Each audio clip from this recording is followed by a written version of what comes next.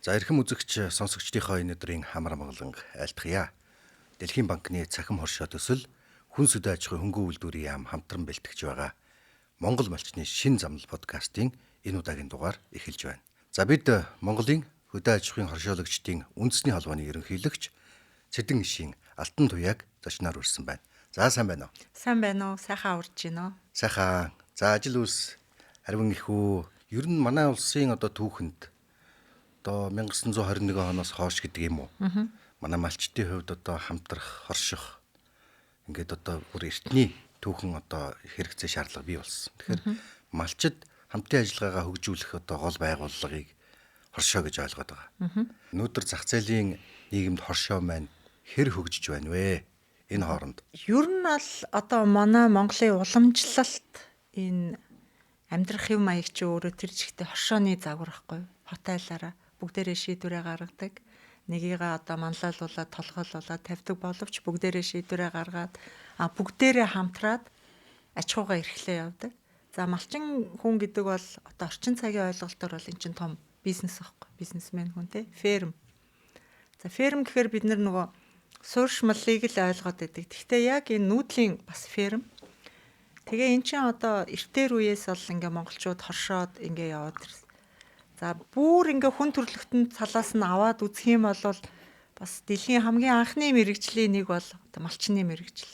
Нөгөө зэрлэг амьтдыг гэрийн болгоод гаршуулаад ингээд яваад өөрийнхөө хүнсэндээ болон ахуй амьдралдаа хэрэглээд газар тариаланд гэдэхэд жишээ нь газар хаглагч гэдэг юм уу те ийм асуудлуудад хэрэглээд явсан учраас бас энэ маань бол бас анхны мэрэгжлүүд баг. Ийм судалгаанууд байдаг. За манай оронд бол яг албан ёсоор хоршоо олж эхэлсэн бол 1921 онд бол анхны хоршоо үүссэн байдаг. За тэр бол яг хөдөө аж ахуйн хоршоо байгаагүй. Эд хэрэглэгчдийн хоршоо үүссэн байгаа. 1921 оны 12 сард. Ялангуяа жижиглэн худалдааны үйлчилгээний хүртээмж муу байна гэж үзээд төр засгийн зүгээс нэлээд дэмжээд анхны богд хаан, дондог дулам хатан энтер хүртэл гишүүнээр нийлсээд ингээ хүмүүсийг урайлаад ингээ мөнгө янчаанаа цуглуулад анхны эд хэрэглэгчдийн хоршоог үүсгэсэн байдаг. Тийм ч учраас бид нэр дэлгүүр гэдэг үгийг дэлгүүр хоршоо хаашаа яваад ирэх үхээр хоршоо ороод ирлээ гэж ярил бүх хүн дэлгүүр гэж ойлгоно те. Тэр бол тухайн үедээ эд хэрэглэгчдийн хоршооны дэлгүүр байсан. Тэгээ нөгөө хоршоо нөгөө Монценкопийн дарга гэдэг чинь Монценкоп гэдэг нь Монгольский центральный кооператив буюу Монголын төв хоршоо гэдэг үгний орос үгний товчлол ах жишээ. Тэгэхээр энэ маань ингээд явж байгаад 30-аад оноос болвол малчтын хоршоодууд маань үүсч эхэлсэн. Нөгөө нэгдэлчих хөдөлгөөн гээд.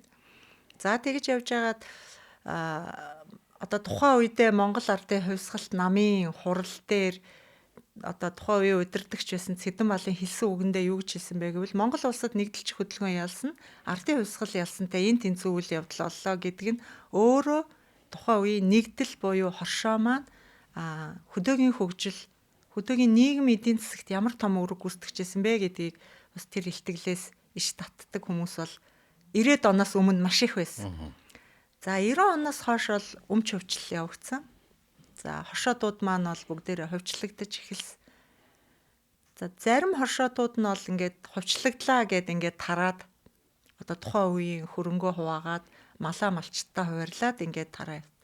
Зарим нь бол компани хэлбэрт орж 1-2 жил ажиллаж үзээд энэ ерөөсөө биш юм байна. Бид нар хоршоо олох хэрэгтэй байна гэд ингээд хоршоо олоод явсан байгаа. Ингээ 1995 онд анхны хоршооны хууль их хурлаар батлагдаад хоршоо маань өөрөө яг ингээд бүртгэлтэй албан аж ахуйн нэгж болоод ингээ явсан. Маш сонирхолтой түүхийг та ярьлаа. Ингээд хоршоо гэдэг энэ үг, дэлгүүр хоршоо гэдэг энэ холбоо үг, хуулийн этгээд болох, байгуулагдах энэ үйл явцыг маш богино хугацаанд хэллээ л дээ. Тэгэхээр хоршооны тухай ойлголт бол маш өргөн цараа хүрээтэй юм байна.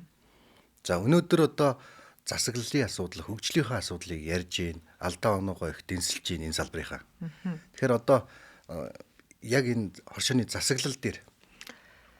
За тэгээ хоршоо гэд ойлгохоор нэг Монголд л нэг юм цоошин юм байдгийн юм шиг бас хүмүүс их ойлгодог байхгүй. Бид нарыг хорш гэж гин гэл ингэдэгтэй. Гэтэл хоршоо ч юм бол дэлхийн хэмжээний том хөдөлгөөн. Энэ бол Монгол улсад үүсч хөгжөөгүй. Энэ бол анхны хөдөлгөөн бол Европт хөгжсөн байдаг. За хамгийн анхны орчин цагийн хоршоогоор бол 19-р зууны сүүлээр үүссэн Рочделийн пенерүүдийн хоршоо гэж бид нар ярьдаг. Энэ англи улсад үс. Тэр нь юу вэ гэхээр нэхмэлчэд өөрсдөө бас амьдралын ядуу цалин хөлс нь бага. Гэтэл нөгөө хүнсний аюулгүй байдал нь бас эрсдэлтэй эс учраас аль болох чанартай хүнсийг хямдхан үнээр олж авахын тулд анхны эд хэрэглэгчдийн хоршоог байгуулад ингээд дэлгүүрээ нээгээд тэрэндээ ингээд хувь нийлүүлээд за тэгээд тэр дэлгүүрийн хоршооны гишүүн нь тэр үйлдвэрийн дэргэд байгаа хоршооны дэлгүүрээсээ хямдхан үнээр чанартай хүнсний бүтээгдэхүүн авах ийм боломжоор хангаж анх ингээд суурин тавь. Энэ хоршоог одоо яагаад орчин цагийн одоо анхдагч хоршоо гэж үзээд байгаа юм бэ гэх юм бол энэ хоршоо маань өөрийн гэсэн үйл ажиллагаандаа мөрдөх зарчим гэдэг юм а бүх гишүүрээ дээрээ хилцүүлээд баталсан байд. Энэ маань нөгөө хоршооны сайн засаглалын үндсийг тавьж өгсөн гэсэн үг. Энэ Рочделийн пенерүүдийн хоршооны одоо үйл ажиллагаандаа мөрдөх тэр зарчмыг цаашдаа одоо олон улсын хоршоолын холбоо гэдэг өнөөдөр дэлхий дээр тэрбум гаруй хүнийг нэгтгэсэн. Яг хоршооны одоо шууд гишүүнчлэлээр бол тэрбум гаруй хүн. За хоршооны үр шимийг хүртгчээр бол 3 тэрбум гаруй буюу дэлхийн хүн амын талаас илүү хувьд нь башхаа хүрээд байгаа. Энэ том хөдөлгөөнийг нэгтгэж байгаа энэ олон улсын хоршоолын холбоо гэж байдгийг Брюсселд төвтэй. Тэгээ энэ холбоо маань болохоор энэ Рочделийн пенерүүдийн энэ зарчим дээр суурлаад хоршооллын олон улсын 7 зарчим гэж гаргасан. Тэгээ энийг ерөнхий ассамблей буюу гишүүн бүх гишүүдийнхаа хурлаар баталсан. За зарчмууд маань бол мэдээж одоо хөгжилтөөгөө уялдаад баг зэргийн өөрчлөлтүүд бол ороод яваад бас 1-2 зарчим нэмэгдээд ингэ явж байгаа боловч ер нь бол том хэмжээний зарчмын өөрчлөлт бол ороогүй. Баг зэргийн өөрчлөлтүүд нийгэм соёлын хөгжлөд агаад бол ингээд ороо явж байгаа. Тэгээ энэ 7 зарчмыг дэлхийн аль ч өнцөг болонд бай.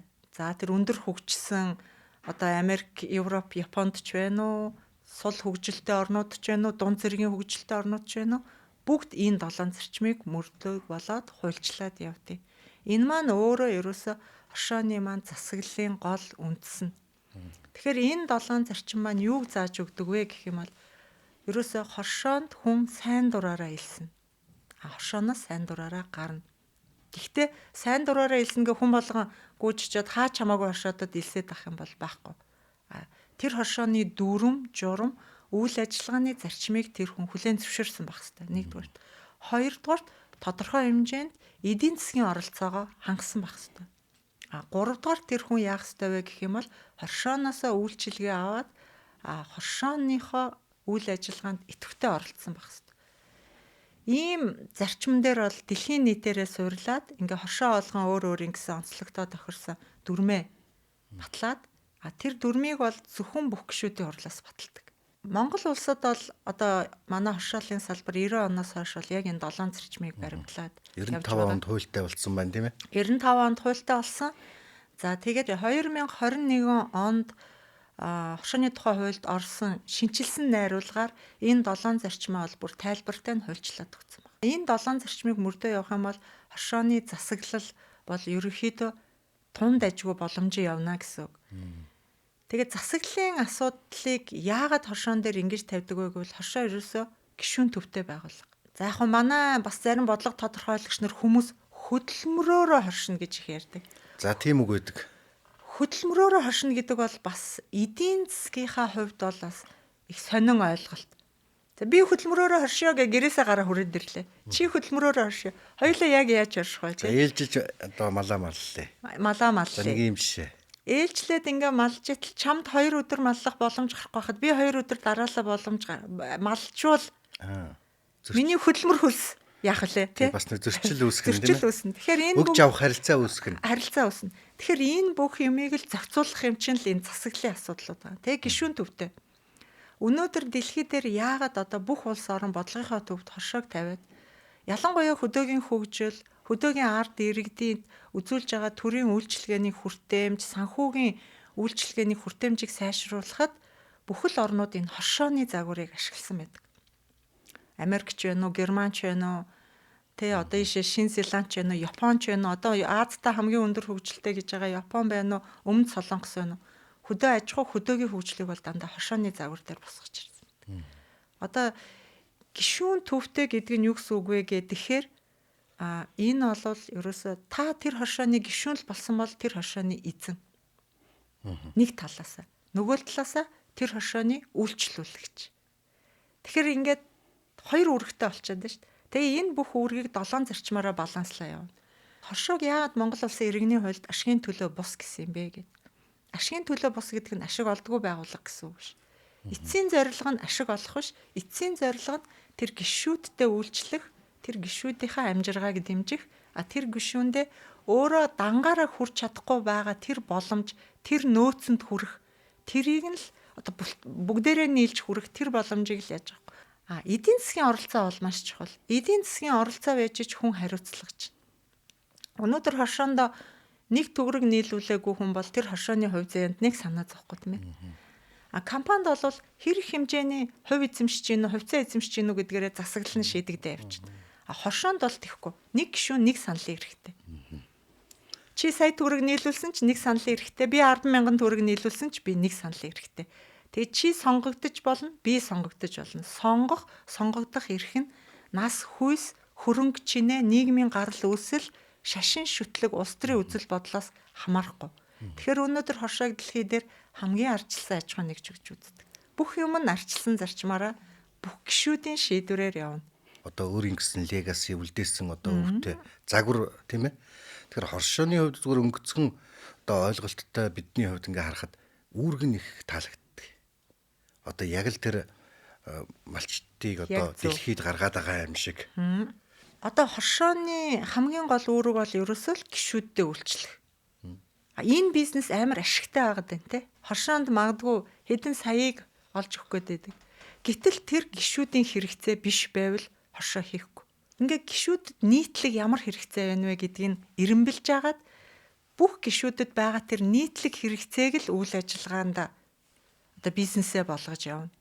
Одоо бас нэг гол үүрэг нь юу вэ гэх юм бол зөвхөн эдийн засгийн харилцааг бас зохицуулахгүйгүй. Нийгэм эдийн засгийн харилцааг нь зохицуулах гэж үздэг.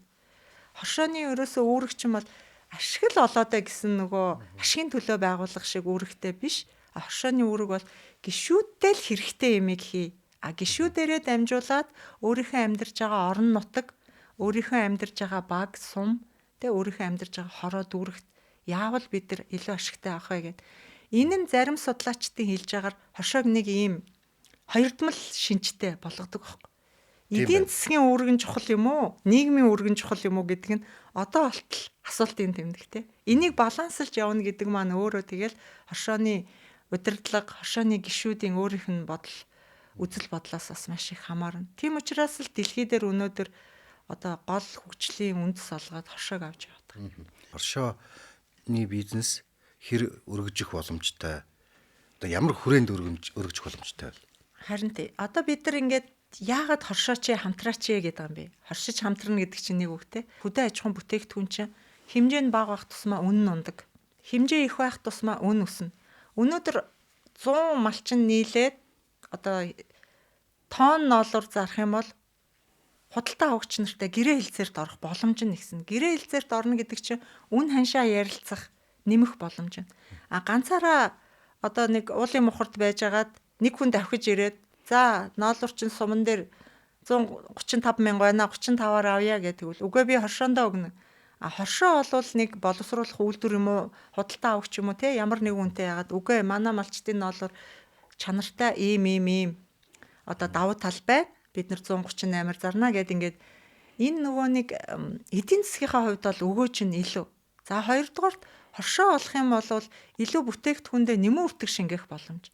Одоо саяны миний хэлээд байгаагаар өнгө нас хүүсийг ялахгүй бүх ноолураа нэг уутанд чихэж аваад хүнд зарах нь чухлуу. Өнгө нас хүүсээр нь ядаж ангилж самнаад тусдаа зориултын уутанд хийгээд үйлдвэрүүдтэй. За бид нар ингээд ямар ч байсан анхан шатны юм юугаа бол английн ялгалтаа хийцээ. Тэр нийтээр одоо ууц савыг нь олох, сургалтын хийх те буцаагаад үйлдвэртэй гэрээ хэлцэл хийх боломж нь хоршоод байгаа. Буцаад нөгөө тээврийн зардал гэж нэг юм байна. За сумын үнээр зарах уу? Цөмөрөө ингээд анх шатны ангилалтаа хийчээд Улаанбаатар хотын төвлөрсөн том зах зээлийн үнээр зарах уу гэд ингээ бодохоор Улаанбаатарын үнэ илүү байгаа тий. Энэ бүх боломжууд, энэ бүх зардлаа хуваалцаад эргээд ашигаа хуваалцах боломж нь хоршоонд байгаа. За ганцаараа техник, тоног, төхөөрөмж бүхэл юм дутагдaltaй байна. Хоршоогоороо дундаа авчаад Тэгээд дундын массын үйлдвэрлэлээ эрхлээ явах юм бол нэг хүндээ очих өгөөж чинь илүү учраас л хоршооч гэдэг. За яг одоо орчин үед гэх юм бол илүү технологи, инновац. За дээр нь маш олон толгой эргүүлсэн уур амьсгалын өөрчлөлт, дасан зохицох, даван туулах гэх өгнүүд байна те. Энэ өгнүүд чинь ганцаараа одоо энэ бүхнийг хийхэд хэцүү болсон байхгүй. Ганцаараа инновац нэвтрүүлнэ гэвэл хэцүү тийм ээ. Тэгээд тэрнийхээ одоо үр дүнгийг харна гэвэл хэцүү. Нилээ их малтай томоохон малчин байж юу юм гэхээс биш цөөн тооны малтай жижиг малчтад бол одоо янз бүрийн технологи нэвтрүүлнэ гэвэл тэрний чинь өртөг өндөр. Тэгэхээр тэр зардлуудаа л бүгдийг хуваалцаад бүгдээрээ тэрнээсээ ашгаа хүлээгээд аваад явдаг юм чинь хошоо гэдэг байна. Одоо завсрын 1.8 чин сумынх нь үнэ 145 мянгаар авсан байлаа гэж бодоход хошоо 145-аар авчаад төвлөрсөн зах зээлд илүү үнээр борлуулчаад дахиад килограмм тутамд үнийн зөрүүгээ 1000-2000-ыг буцааж өгдөг. Тэгэхээр эн чинь л нөгөө хамтарсныхын давуу тал нь гарч ирээд байгаа. Тийм байна. Хоршооныхан маань түүхийд дээр айгүй сайн нийлж нэгтарч түүхийд бэлтгэн нийлүүлэх энэ тогтолцоонд бол бас маш том тоглогч болчиход байгаа шүү дээ. А гэхдээ хоршоо маань бизнес хийгээд орон нутгатаа одоо бид нутгийн брэнд хөгжүүлээд бас явж идэг тийм. Тэгэхээр энэ хоршоо цаашлаад статус нь өөрчлөгдөнө гэж байх уу? Байна. Одоо хувь хүмүүс нэгдээд үүсгэн байгуулсан хоршоог хуулиараа бол анхан шатны хоршоо гэж нэрлэдэг. Анхан шатны хоршоодууд буюу хуулийн этгээдүүд маань нийлээд дараагийн шатныхыгаа байгуулахаар хоёр одоо нөгөө бид нэр дундын хоршоо гэж хэлдэг буюу хоёр дахь шатны хоршоо үүсчихэж байгаа. Одоо нөгөө компани, корпорац, групп гэж явдаг шиг манай дотроос анхан шатны, хоёр дахь шатны, гурав дахь шатны хоршоо гэж байна. Монголд бол өнөөдөр хуулиараа гурав дахь шатны хоршоо бол байхгүй. Анхан шатны хоршоо, дундын хоршоо гэж байгаа. Дундын хоршоонд маань анхан шатны хоршоодууд нийлнэ. За тэр нь илүү бас маркетинга сайжруулах, илүү одоо зах зээлд хүрэх боломжоо нэмэгдүүлэх зорилгоор анхан шатны хоршоодууд маань нийлнэ. Одоо аймгийн түвшинд нийллээ гэхэд 19 сумтай аймаг байлаа гэхэд 19 сумын анхан шатны хоршоо аймаг дээр байгаа дундын хоршоонд нэгдээд явах юм бол тэдний одоо үйл ажиллагааны цар хүрээ улам томорно. Зах зээлд эзлэх байр суурь томорно. Өөрөөр хэлбэл бас үйлдвэрлэгчид томоохон одоо хөрөнгө оруулагчдад бол тэднийг найдвартай одоо түүхийд бэлтгэн нийлүүлэх тогтолцоонд оролцогч гэж харах нь байна. Сонирхож эхлэх нь байна шүү дээ бас тийм. Тэгэхээр татварын тал дээр ингэж одоо нэгдэж нэгтарч одоо түүхийдээ ангилан ялгаж маш тийм одоо хариуцлагатайгаар түүхийдээ тушааснараа бас тэр хүмүүс маань зөвхөн ашигаас гадна энэ салбарын тогтолцоог их зөв болгоод байгаа. Цаадалтаа бас сум орон нутагта магадгүй дэлгүүр ажилуулдаг, үйлдвэр ажилуулдаг гэж магадгүй. Тэгэхээр хоршоо ер нь нэг л татварын хуулиар одоо ингээд үйлчлдэг юм уу? Эсвэл ингээд үйл ажиллагаа болгон дээр нь цикл болгон дээр нь өөр татвар байдаг юм уу? За татварын тухай хуулинд бол одоо аж ахуйн нэгж гэдэг дотор компани хоршоо нөхөрлөл гэдэг. Хоршоо маань иргэний хуулиараа ашигын төлөө бус байгууллагад ордог боловч татварын хуулиараа татвар төлөх ашигын байгууллагад бол орчдөг. Гэхдээ татварын хуулиа нарийн судлаад үзэх юм бол хоршоог татвараас хөнгөлсөн чөлөөлсөн маш олон залтууд хоршоон дээр бол байгаа. За яагаад ингэ хөнгөлт юм бэ гэхээр бас л ганцхан Монголд ингэхгүй. Азийн хөгжлийн банкны нэг төслөөр олон улсын эксперт ажилуулад энэ манай одоо хуулийн орчин мөн олон улсад энэ ямар практикууд байд юм бэ гэдэг дээр зөвлөгөө авч ирсэн. За дээр нь олон улсын хоршоолын холбооноос одоо 32 орны энэ хоршооны санхүү татварын орчинд хийсэн судалгаа гэж байсан. Тэгээ тэр бүгдийг бол бид нар бас авч үзчихээж үндсэлтэйгээр бас хоршоодын татварын хөнгөлөх чөлөөлөх асуудлуудыг бол ярилцсан. Хоршоог бол татвараас ямар тохиолдолд хөнгөлж чөлөөлдөг вэ гэвэл гишүүдтэй үйлчлэгээ үзүүлсэн тохиолдол. Энд чинь нөгөө гишүүн төвтэй байгууллагын бас нэг давуу тал. Гишүүн бус хүнд үйлчлэгээ үзүүлэх юм бол татвараа адилхан төлнө гэсэн үг. Одоо гишүүндээ үйлчлэнэ гэдэг чинь л нөгөө гишүүнээсээ гарч байгаа бүтээгдэхүүнийг л хоршоо маань дамжуулан борлуулад байна шүү дээ. Зарим хүмүүс бол зуучлан борлуулсан. Тэгэхээр эн чинь нөгөө бидний одоогийн ярьдгаар бол нөгөө дундын зуучлагч, борлуулагч буюу change гэж ярьдаг. Гэтэ энтэй адилхан хоршоо үүрэг гүйцэтгэж байна гэд зарим тохиолдолд бас татварынхан маань маргаан үүсгдэг. Бид нар бол үгүй. Энэ хүн л ерөөсөө энэ хоршоо гэдэг энэ дарга гэдэг хүн чинь гишүүдийнхаа бүтээгдэхүүнийг л зах зээлд дамжуулж өгч байгаа хүн. Тэрнээс биш зуучлаад дундаас нь ашиг олоод байгаа хүн биш ээ. Тийм учраас хошоо татвараас ингээ хөнгөлөгдөж байгаа. За аж ахуйн нэгжийн орлогын албан татвараас бол бүр ингээ заасан байгаа. Хоршоо гишүүдийнхаа бүтээгдэхүүнийг зуучлан борлуулснаас олсон тэр зуучлалын зөрүү үн буюу 100 мянгаараа 105 мянгаар зарсан бол тэр 5,000 төгрөг чи өөрөө аж ахуйн нэгжийн орлогын албан татвараас чөлөөлөгднө гэд ингээ байж байгаа. За нэмэгдсэн үртгийн албан татвар дээр бол нөгөө бүтээгдэхүүнээр нь заасан байдаг те. Ноос ноолоор арьс ширсүү, түнс хүнсний ногоо гэд ингээд. За эднэр маань хасалт хийх заалтан дээр мөн байгаа.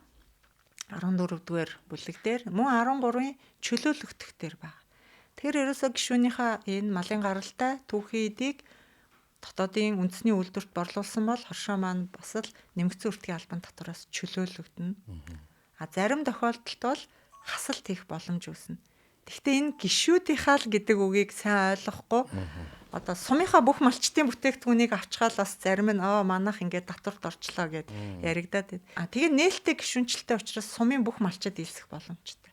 Тэгээ нөгөө хоршооны хамгийн гоё юм нь юу вэ гээл тэгэхээр нээлттэй гишүүнчлэлтэй нөгөө хоршооны хувь нийлүүлсэн хөрөнгөө нийлүүлсэн бол бэлэн мөнгө байхгүй бол бас хөрөнгөөр нийлж болно. Хоршоо чи их уян хатан штэ. За малчтын оршуудууд бол одоо 2 хонь, 3 хонь, 1 хонь гэл ингээд нийлсэн тохиолдлууд бол зөндөө байдаг.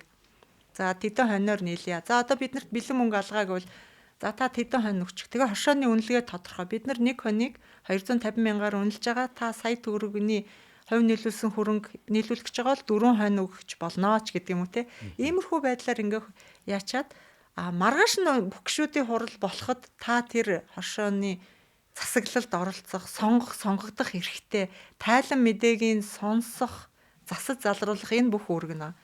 Тэгээ нөгөө хоршоо ч 3 бүтцтэй байхгүй. Дарга, тэргүүлэгч, хяналтын зөвлөл гээд засаглал дээр ярихаар. Тэгээ гурвуулангийн бүх гишүүдийн хурлаас нөгөө нэг саналын эрхээрээ сонгогддог гэсэн үг. Тэгээ та хоршооны дарга болж болно, тэргүүлэгч болж болно, хяналтын зөвлөл болж болно. Аюу шудраг тогтолцоо. Аюу шудраг тогтолцоо байхгүй. Олсон мөнгөөр шудраг хуваарлана. Яг одоо энэ мөнгөн дээр ярихад хоршоонд бас нэг онцлог бий. За ашигын төлөө байгууллагаас өөр онцлог нь юу юм бэ гэхээр ашигын төлөө байгууллага бол та хийсэн хөрөнгө оруулалтандаа л эргээд ашиг аавна тийм үү хэмжээгээр. Хоршоонд бол хөрөнгийг нөгөө ногдол орлогыг бид нар бол ногдол ашиг гэж ярьдгүү. Цэвэр орлого гэж хэлдэг. Яг тэр хоршоо чи ашигын төлөө байгууллага ш. Тэгээд тэр цэвэр орлогоор юу хийх вэ гэдгийг бүх гишүүдийн хурал нь хуралдаад шийддэг. Тэгээ нэгдүгээр хагас жилд багтаагаад бүх хоршоо заавал бүх гишүүдийнхээ хурлыг хийгээд алдагдaltaй ажил вуу, орлоготой ажил вуу гэдгээ тогтоо. Орлоготой ажилласан бол орлогоо яах вэ? Яаж хуваарлах вэ? Хэдийн гишүүд нь хувааж авах уу? Хэдийн хоршоондоо үлдээгээ дараагийн хөрөнгө оруулалт үйл ажиллагаандаа зарцуулах уу гэдгийг ерөөсөө гишүүд л шийднэ. Тэгээд нөгөө орлогоо хуваарлахдаа хувь нийлүүлсэн хөрөнгнөөс нь гадна гишүүний оролцоо гэдэг юмны оролцооны ногдол орлого гэж хоршоонд байдаг. Одоо нөгөө хоршооны биш өмсүүдэд бол их сонин сонсогдох бах. Энэ бүр англи дээр хүртэл ингэж байгаа. Та хэр зэрэг хоршооны үйл ажиллагаанд оролцов гэдэг чинь дахиад өөрийнхөө хувь нийлүүлсэн хөрөнгөн дээр нэмж авч ашигаасаа нэмж авч болох нэг хувилбар. Мөн хэдий хэмжээний бүтээгдэхүүнээ хоршоогоор зарж борлуулав, дамжуулан. Өнөөдөр би хувь нийлүүлсэн хөрөнгө маань багч гэсэн тэр гарч байгаа малынхаа бүх юмыг хоршоогоор дамжуулж борлуулад байна гэдэг чинь хоршооныхаа бизнесийг дэмжиж байгаа байхгүй. Тэгэнгүүт би их мөнгө нийлүүлсэн малчнаас илүү их ногдол орлого авах боломжтой. Яагад гэвэл ер нь бол бид нар 50-50% барьжээж нөгөө гишүүд маань хоршооныхоо үйлчлэгийг авах, хоршоогоор дамжуулан бүтээгдэхүүнээ борлуулах сэдлийн өгдөг байхгүй. Яг хуулинд бол тэг заагаагүй ч гэсэн яг мэргэжлийн бид нар бол тэгээч 50% нь оролцооны ногдол орлого өгөх юм бол хүн хоршооныхоо үйл ажиллагаанд идэвхтэй оролцоод би яг энэ хоршооны эзэн юм байна, эдис юм байна. Манай хоршооны хуваарлалт бүх юм шудраг юм байна гэдгийг мэдэрдэг. Тэгэхээр нэг иймэрхүү юм байгаа даа. Тэгэл ингээл татвар матур бүх юм чинь яага эцэст хоршоон давуу байдал дэлхийн нийтээр олгоод байна уу гэвэл энэ шудраг хуваарлтын систем, энэ шудраг гишүүнчлэл, энэ засаглал, энэ бүх юма зөв явуулах юм бол хоршоо өнөөдөр дэлхий дээр одоо яг нийгэм эдийн засаг хоёрыг хослуулчихсан хамгийн одоогийн байдлаар энэс илүү бас төгс аж ахуй нэгж гарч ирээгүй гэх юм. Загвар гэх юм уу? Загвар гэх юм уу те? Энэ хоршооны засаглал болон энэ статус сонгодог утгаараа ингээд хэрэгжих юм бол энэ хүн амын нийтийн тэр одоо амьдралын чанар их сайжрах юм байна. Энэ нь бас одоо энэ бодлого тодорхойлогчдын бас анхаарч энэ тал дээр одоо хууль эрх зүйн хувьд дэмждэг байх л та гэж ийм бодол төрж суулаа. Энэ хууль дээр нэг ингэчгэл байсан юм да гэдэг ийм бодол байдаг уу? За яг нөгөө хуулийн төслийг боловсруулах ажлын хэсэгт байсан учраас мэдээж бидний оруулсан анхны хуулийн төслийн саналаас бол нэлээх юм хасагдсан л да. Нөгөө бусад хуультай нийцэхгүй байх гэдгээрээ. За тэр үед бол мэдээж бас хоршоолын салбарт сэтгэл зүрхээ зориулаад хоршоог бас нэлээд судлаад явцсан хүний хувьд бол харамсалтай зүйл их байгаад ажлын хэсгийнхэнд байнгын хорооны хурлаар бид нар эдийн засгийн байнгын хорооноор хуулийнхаа төслийг оруулж байхдаа харамсал төрөөд би хэлжсэн. Яагаад хоршооны хууль бүх хуулиуд нийцэх ёстой юм? Тэгвэл наад нийцэхгүй байгаа гэдэг хуулиуд чинь яагаад нэмэлт өөрчлөлт ороо манай хуультай нийцчиж болдгүй юм? Одоо хоршоонд нэг зүрх сэтгэлээ зориулсан хүний л нэг тийм үг гарч ирсэн л та. Тэгээд яг тухайн үед ажлын хэсэгтээс хүмүүс маань бас инээлдэлгүй нэрээ бас нөгөө талаас нь бодхол өнцөг байна гэж хэлжсэн. Тэгвэл ер нь бол дийлэх оруулъя гэж бодсон зүйлээ бид нар оруулсан. Нэлээд сайн чамбааруулсан.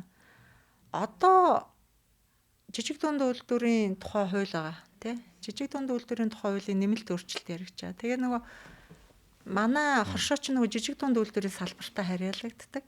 Тэгээ энийг дагалдаж орох хуулиуд гэд байгаа. Тэгээ энэ дээр бол бид нар саналаа өгсөн маа. Одоо энэ дээр яг одоогийн байдлаар нэмий гэж бодож байгаа юм бол дундын хоршоо гэж ярьсан шүү дээ. Хоёр дахь шатны хоршоо тий. Дундын хоршооны зохицуултыг жоохон тодруулж өгөхгүй бол өнөөдөр дундын хоршоодууд бол нэлээд байгуулагдаад эхэллээ. Тэгээд тэнд бас жоохон нөгөө хуулийн дээр маш тодорхой зааж өгөөгүй учраас бас жоохон засаглалын хямрал гарах гээд байгаа тохиолдлууд байна эхнээсээ. Тийм учраас бид нар энэ дээр бол саналаа дундын хоршооны зохицуултыг жоохон дэлгэрүүлж оруулахаар бол саналаа өгсөн маа. Бусдаар бол ер нь бол тунд ажгүй шүү. Ер нь бол одоо хүссэн хүсээг бас асуух ёстой зүйл л дээ. Одоо нэг хэсэг шинэ хоршоотой байна, нэг хэсэг хожоо хоршоотой байна. Одоо нийтдээ нэг 14-5 мянга хүрсэн үү? Одоо ер нь 13 мянга гарсан баха. Одоо хоршооны одоо хуулийн этгээдийн бүртгэл регистр одоо ингээд бүртгэлийг харах юм бол. Тэгэхээр эдний маань чадах ямар хуу төвшөнд байна уу? Мэдээж одоо цойлсон бүр гадагшаа экспорт хийдэг хоршиж байгаа гэсэн. Хоршоодуудыг одоо хэрхэн үйл ажиллагааг нь баталгаажуулж чадахжуулдаг юм бэ л гэж. Хоршооны яг хамгийн анхан шатны хоршоогоо үнэлээд хаана эрсдэл үүсэх гээд байна уу? Хаана бидний даваа тал боломж байна уу гэдгийг гишүүдийн өмнөөс хараа байж идэг хүмүүс бол хяналтын зөвлөл. Нөгөө гишүүдийн хурлаас сонгогддог. Хяналтын зөвлөл маань улирал болгон хоршооны одоо санхүү, үйл ажиллагаа бүх юмд бол ингээ хяналтаа хийгээд гишүүдэд мэдээлэл өгөөд шаардлагатай бол тэргүүлэгчдийн хуралд ороод мэдээлэл өгөөд ингээ явж явах хэрэгтэй. Хяналтын зөвлөл гэдэг маань цэвэр хоршоог эрсдлээс хамгаалж байгаа.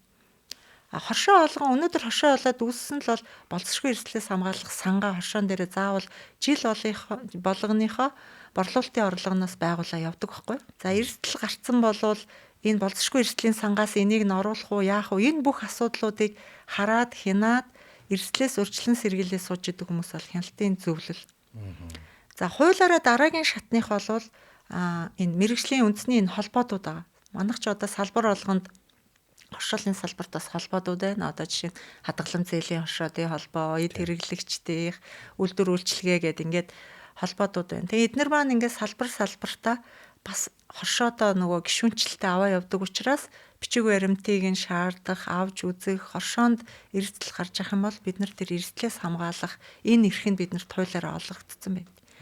За дараагийн нэг юм бол 21 оны хуульд орсон юм бол 2 жил тутамд хоршооны хөгжлийн үнэлгээ хийнэ гэж байгаа. Би яг тэрийг асуух гэдэг нэрийг мэддэг. Энэ хоршооны хөгжлийн үнэлгээ маань өөрөө бас чи сайн чамаг төрөөс дэмжиж. Чи муу чамаг төрийн дэмжлэгээс хаслаа гэж байгаа юм биш. За. Энэ хөгжлийн үнэлгээний үр дүнд одоо бид нар яагаад энийг хуульчилж оруулсан бэ гэвэл энэ үр дүнгээр л ерөөсө бодлогоо боловсруулад явбал илүү нөгөө хэрэгцээ шаардлагатай илүү бодит юм гарч ирэх юм байна.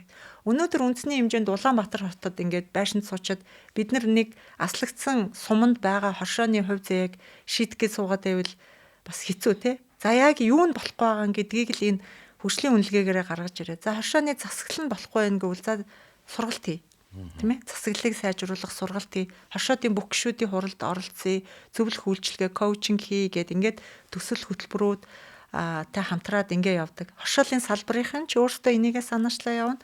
Мөн одоо төрийн байгууллага одоо засгийн газартайгаа хамтраад энэ ажлуудыг хийгээ явна. Тэгээд гол бодлогууд маань бол бас энэ үнэлгээний үр дүн дээр тулгуурлаж гарч ирдэг. Тэгэхээр энэ маань чи сайн муу гэх гээд байгаасаа илүү юунд болохгүй байгаа юм бэ гэдгийг илрүүлээд онцлоод эмчилгээг нь хийх гээд байгаа маа л гэсэн үг. Тэр одоо үнэлгээгээр Тий. энэ үйл ажиллагааны стандартанд бас нэг хяналт тавьдаг байх нь шүү дээ, тийм ээ. Тий. Яг тэр нь бол мэрэгжлийн холбоодын зүгээс хийж байна. Мэргэжлийн холбоод нь одоо хүнс хөдөө аж ахуй хөнгөн үйлдвэрийн яам, жижиг дунд үйлдвэрийн газартаагаа хамтраад хийдэг. Тэгээд энэ нөгөө яам маань өөрөө чиг үүргийнхаа дагуу хоршоо хариуцсан төрийн захиргааны төв байгууллага маань яам. Жижиг дунд үйлдвэрийн газар маань бол нөгөө хэрэгжилтийн хариуцаа явдаг. Бодлогын нь бол яам маань хариуцна. Тэгээ ингээ явж байгаа. Төсөл хөтөлбөрийн хүрээнд бол сүүлийн үед бас айгүйх гарч ирээд байгаа нэг шинэлэг үйлчилгээ гэх юм бол коучинг үйлчилгээ гэдэг. Одоо жишээ нь манай холбоо Дэлхийн байгаль хамгаалах сантай хамтраад энэ баруун 4 аймагт хэрэгжсэн эрүүстэй нутгийн ирээдүй, бүхэн бидний ирээдүй гэдэг төслүүдийн хүрээнд тэр төсөл хэрэгжиж байгаа сумдын хоршоодод коучинг буюу нэг хоршоо нэг зөвлөх гэсэн зарчмаар ингээ яваад хоршоодоо бойжуулаад засаглал юмын ягаад хурлын хийгээд бизнесийн өргөжүүлээд одоо бусад бизнесийн байгууллагуудтай холбох, хооронд нь туршлага солилцуулах ийм арга хэмжээнүүдийг хийгээ явж байна. Гэтэл одоо бол ингээд дундын хоршоо гэхээр анхан шатны хоршоо нь өөрөө хөлөө олцсон. Санхүү эдийн засгийн хувьд ч үйл ажиллагааныхаа хувьд ч нэг юм тогтцсон. Тогтвортой олцсон тохиолдолд дараагийн шатны хоршоо руугаа орох нь нөгөө дараагийн шатныхаа хоршоог бас тогтвортой авч явах суурь болоод байгаа. Одоо яг шинэ хоршоо хөдөлгөөнөөр үүссэн нэг жил гаруй болж байгаа хоршоодууд маань өнөөдөр яг өөрсдөө нөгөө үйл ажиллагааны чиглэлээ тогтоод яг бизнесээ барьж аваа. За яг энэ үйлчилгээнүүдийг л ингээ яг энэ бүтээгдэхүүнийг л зах зээлд нийлүүлээ. Нийлүүлэхдээ ийм худалдаа авагч, ийм борлуулалтын сувгаар оруулъя гэдэг нь тогтоогүй байж идэл дахиад дундын хоршоонд орохлоор эн чинь жоохон хүндрэлтэй байгаад байгаа. Тийм болохоор одоо яг энэ шинэ хоршоо хөдөлгөөний хүрээнд үүссэн шинэ хоршоодууд бол ямар ч байсан нэг 5 жил ажиллаж ээж бас нэг жоохон төлөвшөж эхэлнэ, тогтож эхэлнэ. За бид нар нэг ингэж хурлаа хийх хэрэгтэй байна. Ингэж тайлан тооцоогоо танилцуулах хэрэгтэй байна. Төлөвлөлтөө ингэж хийх хэрэгтэй байна, тийм ээ. Тэгээд нэг ийм харилцагч нартай хамтраад арь ширээ нэг ингээ өгчих юм шиг байна. Махаа нэг ингээ өгчих юм шиг байна. Махаа ингэж өгөхөд ийм юмнууд байна гэдэг нэг учраа олж эхэлж байгаа байхгүй юу. Хамтарч ажиллах суурь маань тавигдаад нэг энэ бол нэг 3-5 жил бол элбэг ордог. Тэгэхээр ингэж өөртөө тогтчихгонгуудаа дараагийнхаа шат руу орохгүй болохоор нөгөө хоёр шатны хоршоо маань хоёулаа давхар унах эрсдэлтэй. Тэгээ нэг ийм эрсдэл байт юм л да. Хоршоо бас олноороо үйл ажиллагаанд зогсоод үйл ажиллагаа нэгтгэхгүй болоод ингээд ирэхээр нөгөө салбараараа нэр хүнд нь. Өнөөдөр хөдөө аж ахуйн хоршоо ингээд ажиллахгүй байлаа гэхэд тэнд байгаа эд хэрэглэгчид үйлдвэр үйлчилгээ хадгалам зээлийн хоршоодод энэ хоршоо гэдэг чи өстө бүтэхгүй шүү. Битээ ороорой гэдэг мессеж явцдаг байхгүй. Энд чинь нэг хадгалам зээлийн хоршоо байсан 7 зарчмаа барина. Хөдөө аж ахуйн хоршоо байсан 7 зарчим. Гэтэл энэ хадгалам зээлийн хоршоо асуудал үүсэл эхлэх юм бол дахиад хоршоо гэдэг чинь дэмэн шүү гэдэг мессеж явдаг учраас бид нар энэ нөгөө хөдөлгөөнийхөө бид нар өөрсдийгөө хөдөлгөөн гэж ярьдаг байхгүй шүү. Хөдөлгөөнийхөө нэр хүндийг хамгаалах үүднээс бас яг энэ салбарын өмсүүдийг сонсооч л гэж бодлого тодорхойлогч нарт хэлхийг бол их хүсдэг. Тэгээд чадлаараа бол дуу хоолойгоо хүргэж явж байгаа. За одоо ярилцлагынхаа төгсгөлд бид яг энэ засаглал түлхүү ярьсан юм чинь хамгийн амжилттай явж байгаа кейсүүдийг яриад одоо яриагаа дуусгуул яаж байна. Одоо өнөөдөр манай хоршоодын бас сайн туршлагууд гэх юм бол одоо жишээ нь ингээл сүүн дээр нэгдээл аймгийнхаа одоо брэнд бүтээгдэхүүн болоод явж байгаа хоршоодууд байна те. Бүр одоо ингээл тараг, сүү, савлаал, үдийн цай хөтөлбөрт сургууль, цэцэрлэгт ингээл өгөөд дээр нь бас хэрэглэгчтэй өгөөд бүр ингээд аймагтаа танигдаад брэнд бүтээгдэхүүн болсон. Ийм одоо хоршоодууд байна. Дараагийнх нь гэхээр экспортод гарч байгаа хоршоодууд бас байна. Тодорхой бүтээгдэхүүн дээрээ яг кластер болоод. Тэгээ экспортод гарна гэдэг чинь маш том шалгуурыг давна, маш том стандарт дадлуудыг хэвшүүлжээж экспортод гарах. Өнөөдөр одоо хэрэглэгчид буюу худалдаа авагчид аюу өндөр шаардлага тавьдаг болчихлоо. Өрсөлдөө айгүйх болцсон. Тэгэхээр тэднэрээс ялгарах ондоошлоо бас гаргаж ирнэ. Нөгөө маркетингийн тактик. Малчны хотноос таны гарт гэх юм уу те. Тэгэхээр бид нар нөгөө ондоошлоо илүү сайн тодруулж өгөхөд хоршооны үүрэгч өөр аюу их байгаад байгаа байхгүй. Гадны худалдаа авагч нарт эн чинь ингээ манай малчд чинь ийм нүүдлийн мал аж ахуй байгаль цаг ууртаа ээлтэй ийм байдлаар мал аж ахуйгаа эрхэлж байна. Мал амтныхаа тавлаг байдлыг ингээ хангаж байна. Тэгээ эргээд танах манахаас худалдаа авалт гэх юм бол энэ бүх мөчн малчин дээр очиж байна. Цэвэр нүүдлийн мал аж ахуйтай орон гэвэл цөөхөн те тэрний нэг болсон энэ Монгол малчныг та дэмжиж байна. А энэ илүү орсон орлогоороо Монгол малчин маань байгаль дэлхийг ингэж хайрлсан ийм одоо дадлыг нэвтрүүлж байна гэд ингээ явахаар эн чинь айгүй том брендинг бас болж өгөөд энүүгээрээ ондоошлоо харуулад экспортод гараад байгаа хоршоодууд байна. А бас кластерлж байгаа хоршоодууд байна. Нөгөө арь ширний үйлдвэр, ноос ноолуурын үйлдвэр те энэ боловсруулах үйлдвэрүүд эцсийн бүтээгдэхүүн хийж байгаа өмсүүдтэйгээ кластерлаад за манах танахаас ийм ноолуур авъя ингээ эргээд үйлдвэрүүд маань бас хоршоондоо дэмжлэг үзүүлээд тэгэд ийм сайн кейсүүд бол байгаа. Боломж бол бүгдэд байгаа. А тэгэхээр тэр боломж бол хоршоонд бүр илүү байгаа. Орон нутагт ингээд нэмэн өртөг шингээгээд экспортод бүтээгдэхүүн гаргаж ийн гэдэг бол хоршоо бий даагаад штэ тийм үү? Бий даагаад. Тэгэхэд бол зарим нэгэн үйлдвэр гэх юм уу эсвэл ер нь тэр болгон үйлдвэр хүртэл бас шууд бүтээгдэхүүн гаргах тэр стандартыг бол давж чадахгүй байгаа. Бидний одоо бас нэг ярих чухал зүйл бол бас хөдөө аж ахуйн зохистой дадал юм байна. Энэ олон улсын стандартууд мал амтны тавлаг байдлыг хангах энэ шаардлагуудыг одоо биелүүлэхийн тулд энэ зохистой дадлыг та бүхэн маань хоршоод руу яаж нэвтрүүлсэн бэ? За, ер нь аль зохистой дадал стандартууд гэж байна, тийм ээ. Тэгээ энийг яг өнөөдөрт бол эдгээр чинь бол нэлээд бас хөрөнгө хүч шаардсан ажлууд байдаг байхгүй. Тэгэхээр энийг нэвтрүүлэхийн тулд бол төлхөө төсөл хөтөлбөрүүдтэй хамтарч ажиллаж байгаа. Тэгэл одоо хүнсний ногоон дээр их чи органик байна. Тэгэл нөгөө GAP буюу нөгөө хөдөө аж ахуйн зохистой дадал гэж монголоор шууд орчуулдаг. Энэ тэгэл хасп гээл байна. Тэгчээд л доктортой ноос, ноолуур гэд ингээд маш олон стандартууд байна. Тэгэхээр энийг бол өнөөдөр яг хоршоо ингээд дангаараа өөрөө санаачлаа. За би энийг хэрэгжүүлье гэхээр өнөөдөр Монголын хоршоодын хөгжил бол бас яг тэр төвшөндөө арай хүрээгүй байгаа.